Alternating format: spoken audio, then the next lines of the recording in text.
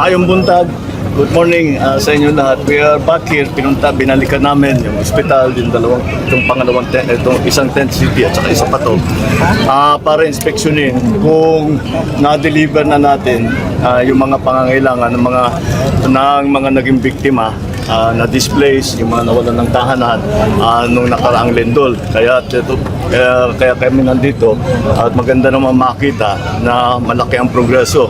Malaking itinulong ng Red Cross. Kaya nandito yung ating chairman, the former Senator Dick Gordon. At kung makita ninyo, maraming tent dito galing talaga sa Red Cross, pati yung mga relief goods nang galing sa Red Cross. Ang bilis. After one day, nandito na si chairman eh. Kaya naunahon ko lang ng one day. When you have a good leader, the people will move fast. Talaga naman. So, I'm happy to report na meron na talaga lahat na nasiraan ng bahay ay meron ng tinitirahan kahit na tent lang muna.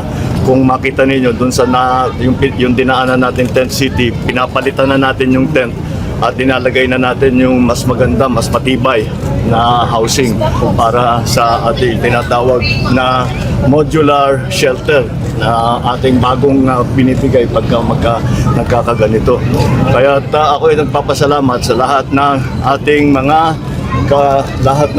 mga first responder, lahat ng ating mga volunteer, pati na yung mga agencies of government at maganda naman ang naging response. Siguro hindi naman tayo mapapahiya sa tao na sabi natin basta't may pangangailangan nandyan ang pamahalaan.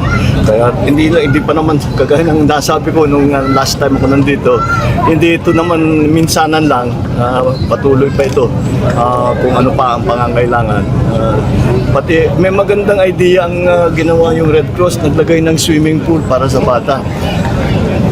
Parang maliit lang na bagay, pero hindi dahil ang mga bata kahit papano talagang nayanig ang isip nila dahil sa lindol, tapos nawalan ng bahay, tapos lumipat dito.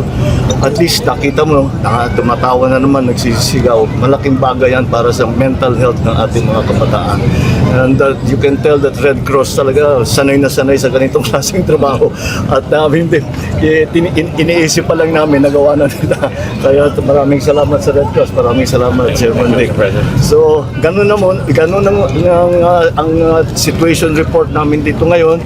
Maayos, lahat ng tao na naging biktima ay meron ng sinisilungan, meron silang kinakain, meron silang kinukuhanan ng tubig, meron silang ginagamit na toilet facilities na maayos, at lahat pa ng kung ano pa ang pangangailangan going forward ay nakapagbigay na rin tayo pati ng cash assistance. Cash assistance at saka yung construction materials.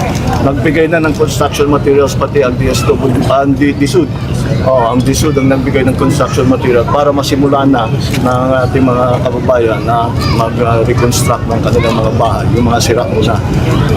Yung mga nawala talaga na bahay, yung papalikan natin. But for now, I think okay naman tayo.